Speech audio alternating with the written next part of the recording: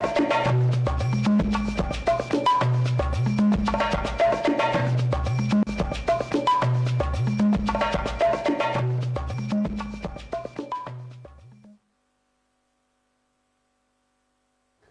are still watching New Dawn, the Wednesday edition, the first one in the month of June. And we're right now at the discussion and interview segment, and we're going to be looking at something that is very, very germane. We're in this season of parties selecting their candidates, you know, delegates are meeting, people are meeting delegates, you know, contestants are meeting delegates, parties are, you know, doing all. And everybody is now saying, okay, maybe it's a good time to be a delegate. In fact, there had been very funny skits on the social media where people would say, okay, this is, you know, he had wished he'd studied something else in school because there's so much money going around. We have somebody in the house to help us look at this issue, curbing financial inducement in the electoral process. I am glad to welcome actually another member of the fourth estate of the realm, Ernest Nwokolo, in the house. Ernest, good morning. Good morning, sir. Good morning for inviting me over. All right. We're looking at financial inducement in the electoral process. Of course, if you watched what happened over the weekend, and you know, even though we didn't see the money moving around, but you know, it was all over the media that a lot of money had gone around. And not only within that process, not only within that particular party, it looked like it's been going on like that. And then the question now is, can we really say we have a democratic process when it's just financially induced? Yes, we still have a democratic process, and like what happened in the recent just concluded primaries for governorship and others, that are still forthcoming. Yes. Whether there is a money inducement or not, the process took place. People were given opportunity to decide whom they want to represent them in a particular elective office. So vote for the APC, PDP, and other political parties. The issues of money inducement, it's just because the time we are in, nothing is anymore hidden as such.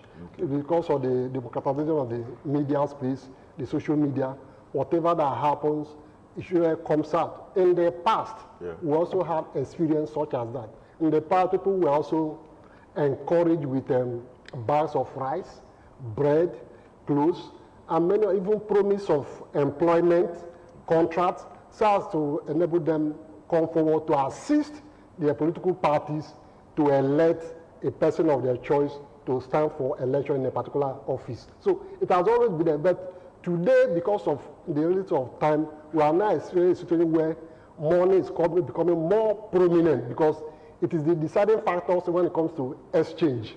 When you want to buy anything, money is the dominator. So that is the most accessible thing you can actually ask of and demand from people, and how to give it. You know, but personally, I'm not encouraging it, but there's no way you can run a democracy without money. There must be a way you will persuade people to come to attend political parties. While they are there, you discover that they also serve water, they serve drinks, just to keep them waiting while you are to address them. So they also, if you want to also say, because somebody give out money, whatever form it is, you should also condemn that people drank water during political gatherings. No, I want to disagree with you on that, because you know, financial inducement. You know, maybe maybe I should make this topic very clear. Yeah. We're looking at, okay, you come to vote. All right, you're still watching New Dawn. We quickly want to take a break now. We want to look at these issues much more critically. We'll take a break. We'll be right back after this time out to look at how do we curb financial inducement in the electoral process. Stay with us.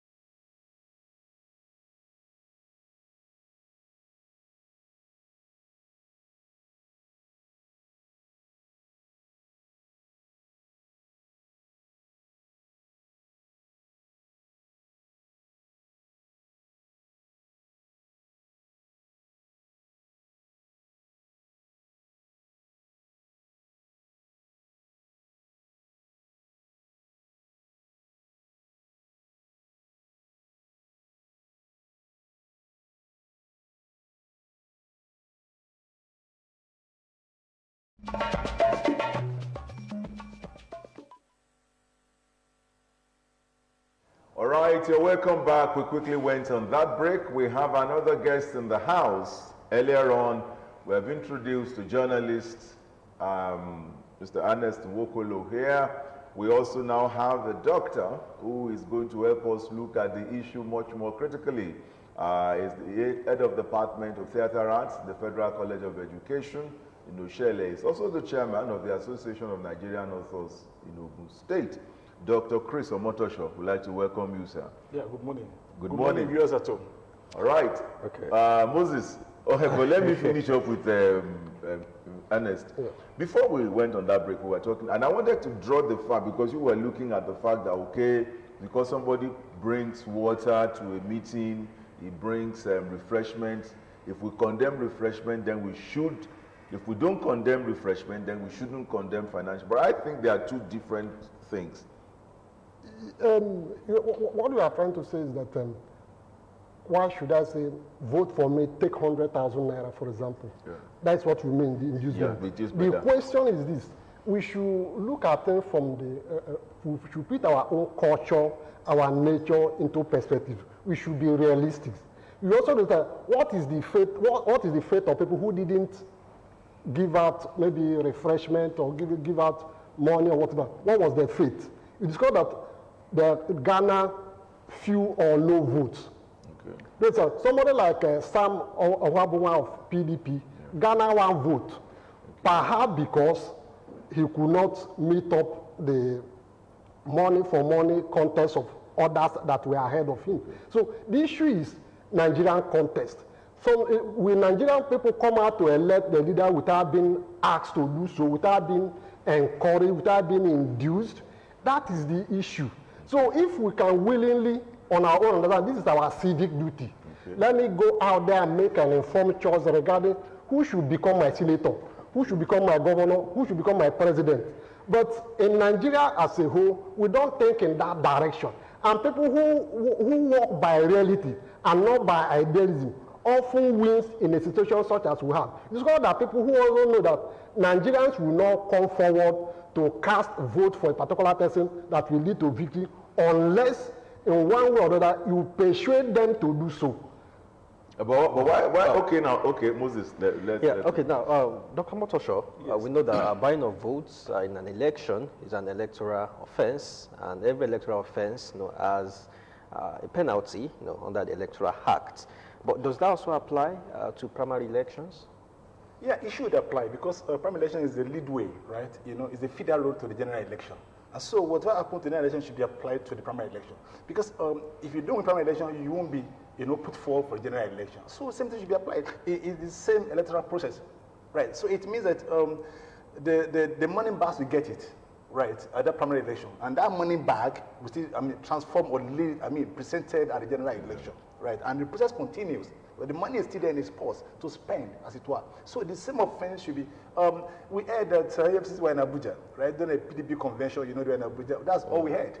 No arrest was made about anybody.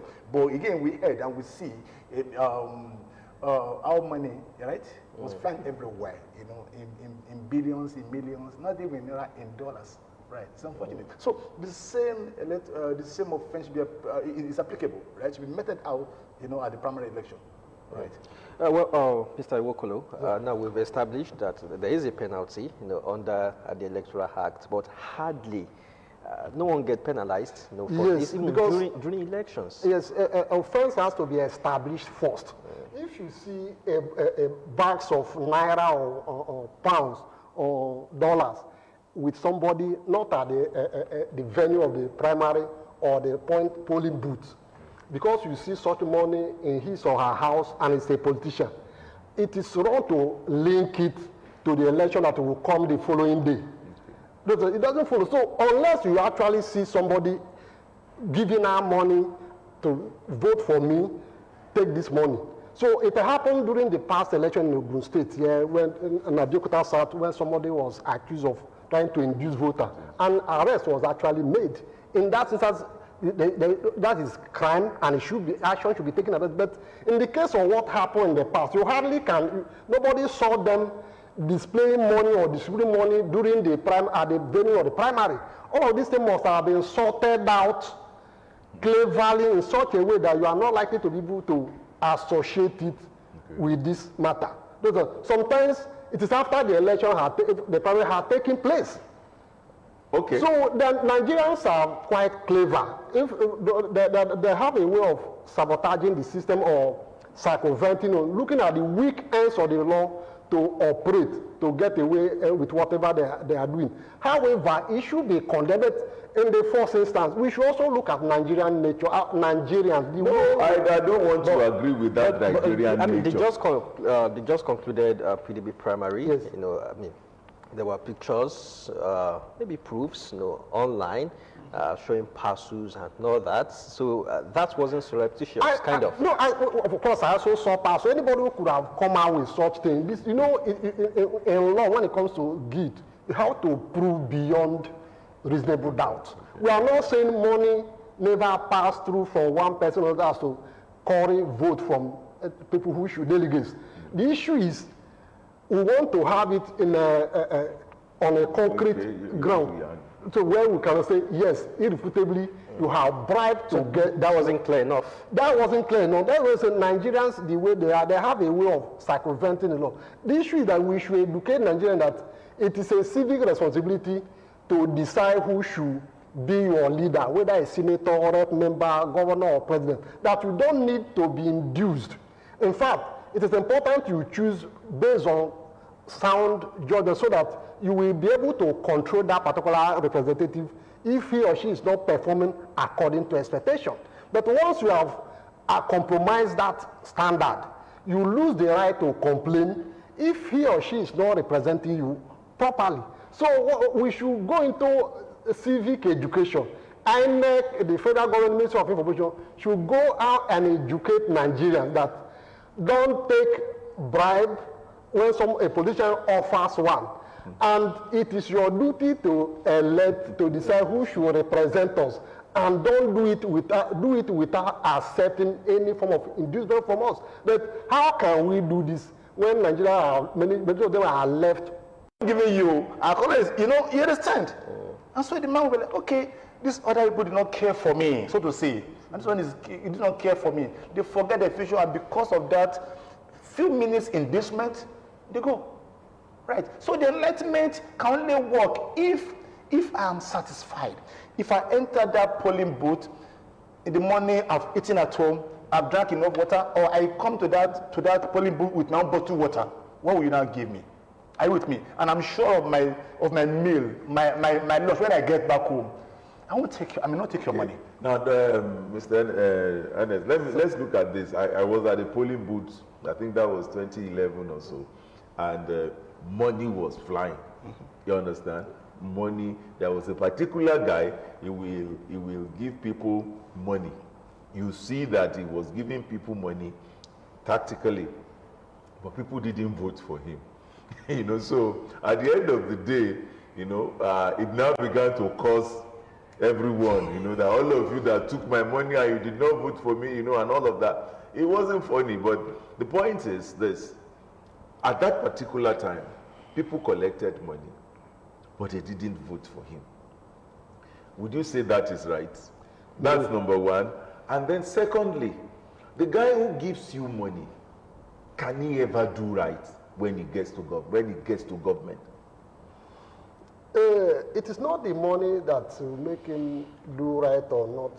No, you know, the issue is money. No, I want to. We will still say. Okay.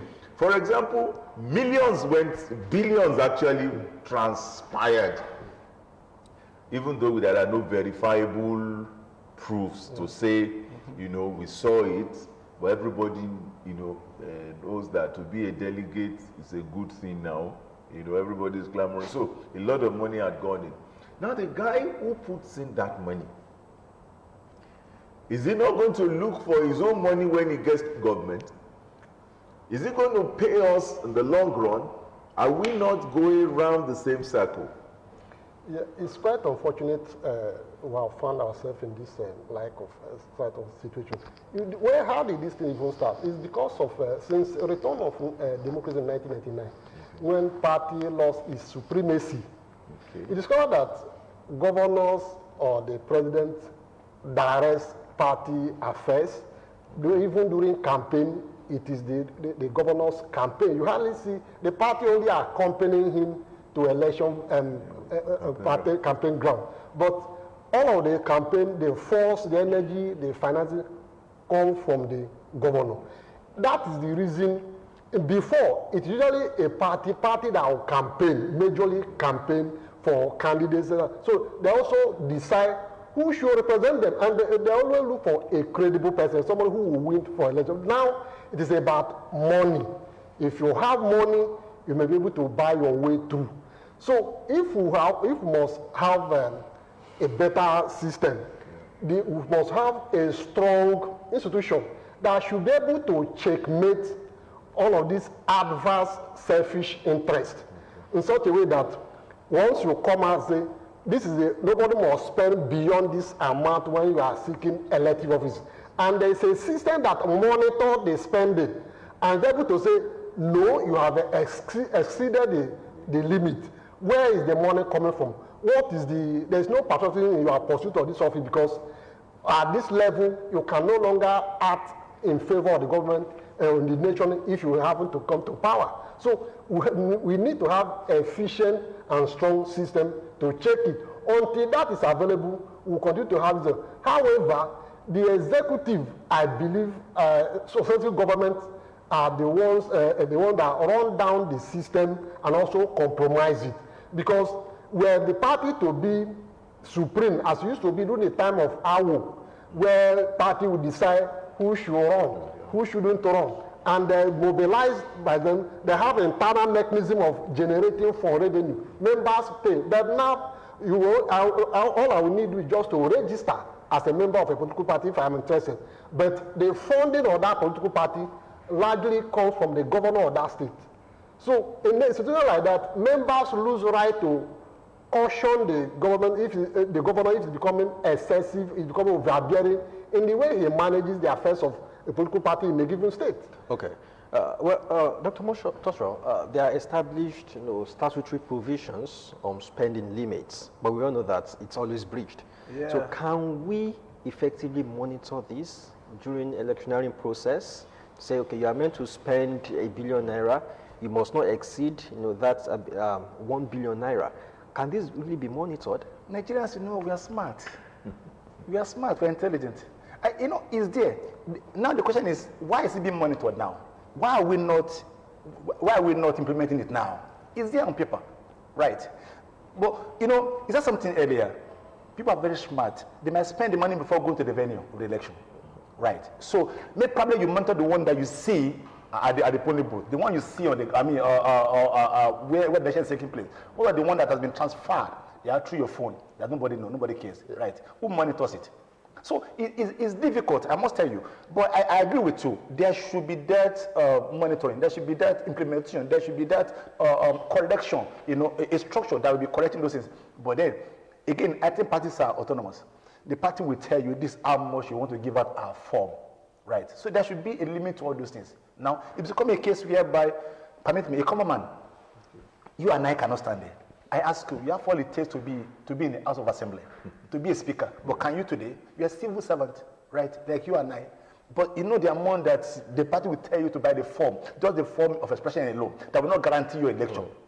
Right? So how much? Can you raise that money? From where? From your local government of your siblings? No. Right. And then you forget it. It's not refundable. It's not refundable. You just get 100 million, and then you whatever millions. As I said, it's not a guarantee that you win the election. Right. You get the form, then you. So I tell people, if you give me 10,000 naira, it means you have extra 10 at home. Yeah. That's a logic economic issue, right? 5 naira, it means you have another extra 5 naira at home. So it means that the man who give out 100 million naira has extra 100 million at home. As he said, because that's just a step. You are going somewhere, right? You still pay that money beyond that 100 million naira. Where is it coming from? And so it's unfortunate that the money bags, for years to come, we keep on controlling us. We keep on dictating, the direction of our politics. We keep on be the parameter of who becomes a governor, a senator, our legislative. I mean, be executive. Okay. But now, sadly, let me take on Ernest here. You know, somebody said the fact that you have even put your nomination fee at that level, you have eliminated a huge number of honest Nigerians from the process.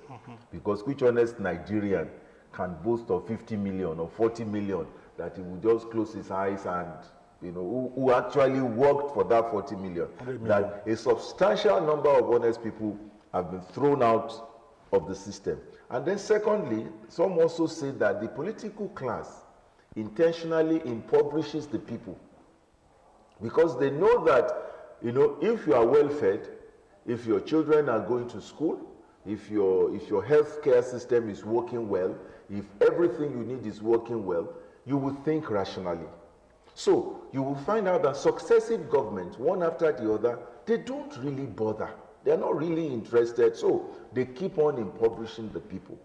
So that by the time they want to come again in the next 4 years, you will also be there to want to see if you can collect. So how can we get out of this?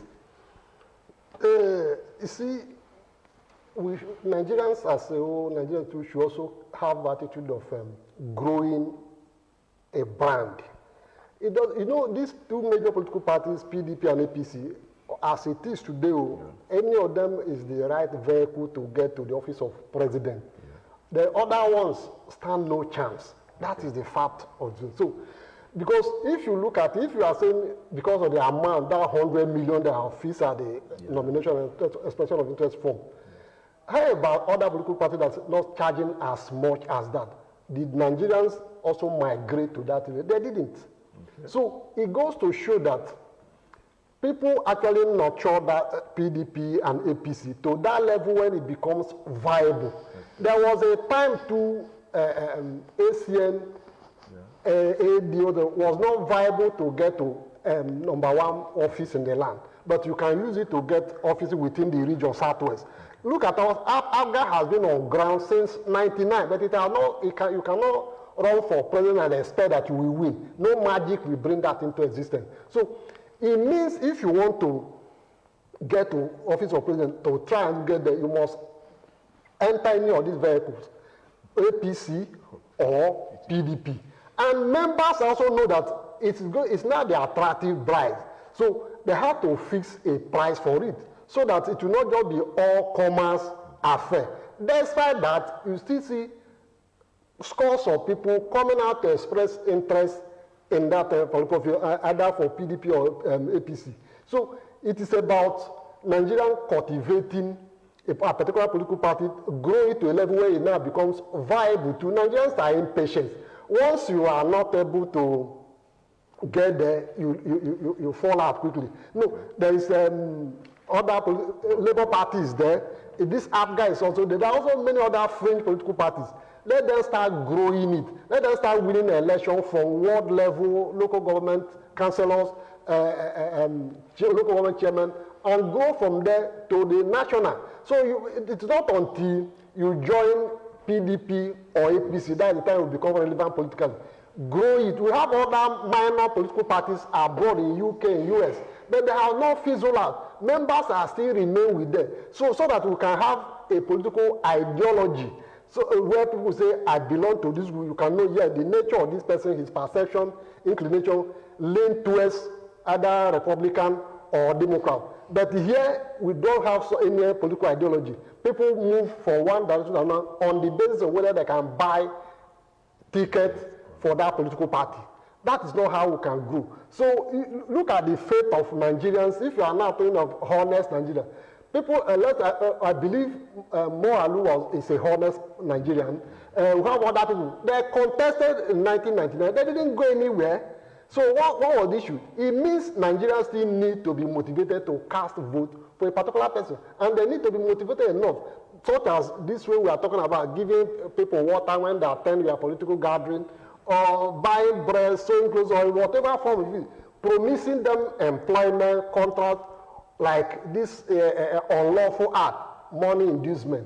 So that is the way, that is the reality. We must find a way of coping. We must address poverty. We must address, people must be able to exist on their own without depending heavily on government. And it's not as if Nigerians want government to be coming up in the morning, doling out money. No, empower them by creating enabling environment. So that is what Nigerians need. Okay, Dr. Omotosho, talking about the two major political parties, APC and PDP, is it not about the political structure? Because it seems, apart from these two, no other party has that strength, has that political structure in place. Yes, we talk about why can't we have another party that could be as big, that could perhaps break the dominance. But you look at it, which other party has that structure? Yeah, it's not about structure per se. If you ask me, some people were in PDP yesterday, now they're in APC, and vice versa, right? Because they're the one controlling. I keep on something. Money still dictates, right? So they're the one who have been governor before, they're the one who have been senators before, they're the one who have been secretary before, now from APC, now back to PDP, PDP, now back to APC. So the money is still there. They're the one, the money is going around between them. So it's not about party structure. Now, and so, again too, money still dictates. People still vote because they are giving money. These other guys, other parties, right, the money is not there because they've not been in government, because they've not be accessible to the fund to keep somewhere so that they can spend the next 4 years. And so that is why for them to rise, it wasn't something, I don't know, he said they should grow. I don't know how I'm going to grow them. I don't know how. I said something earlier. You have the brain, you have the intelligence, he has, but how many of us, if I bring up ABC political party today, right, and bring some young guys, elites who can speak grammar, who are good, intelligent lawyers and engineers, and say, let's follow the party, people will look at you. Where will you get money to get the bus for them? That will go to the local government. Where will you get money to pay this? And people will be asking you for money. And it's APC and PDP today in Nigeria that can still do all this kind of money. Okay, but so it's unfortunate. Right, that's unfortunate thing there. So until something is said, I mean, towards the end of his argument, is that until we are out of poverty, again, too, he said it earlier, until I'm sure of the next meal I can think straight. I have a job, nobody can bamboozle me with anything, nobody can use me with 2,000 naira, I can think right. I know, come on, who are you? Right? Then you can't just give me 2,000 naira and say, let me go and vote for you. Until we have majority of us, but is that possible? Something is said earlier. We are being impoverished. So for us to remain perpetual where we are, so that they can keep on dictating, so that they can keep on, they push us, we go. Because they're the one who is pushing us. Right? That servitude is there in some of us. Oh, until we go and kill and still they are getting the money to get the peanut crumb of their table, we won't leave. And because I can't afford that crumb of my own, I will go and kill so that I can get the crumb from their table for me to feed at least once in a day. Right? Until I have at least the capacity for me to feed at least twice, I can call your bluff. I can say you to come and go away with your money. Then, but how many people can do that? Right. So this is the issue. So is there about structure? Tell me, what's the ideology of PDP or APC? Give me their clear-cut ideology.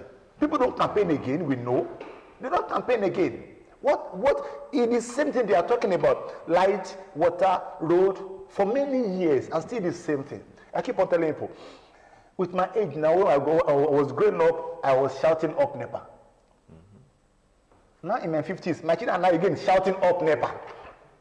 Same issue of light. See our roads. We apply these roads every day. See how terrible they are. And I say campaign. So they won't fix those roads. They won't do this thing because next year, 2 years ago, what we did to campaign. That's the issue. All right. Well, because we begin to bring this to a close now, we want to see how we can. Is there a way, okay, you have talked about the fact that, okay, let them empower the people and all of that. But it doesn't... Conducive environments. It doesn't look like... It doesn't look like this set of politicians... there was something I heard, which was very sad. Somebody wanted to become a governor. And the guy said, I'm going to bankroll you, I'm going to give you, but then at the end of the day, 30% of the allocation every month must come to me. So, the guy takes the money, he gets, the godfather pushes him there, and then he now has a responsibility to take 30% of state fund every month to support the godfather. It happens.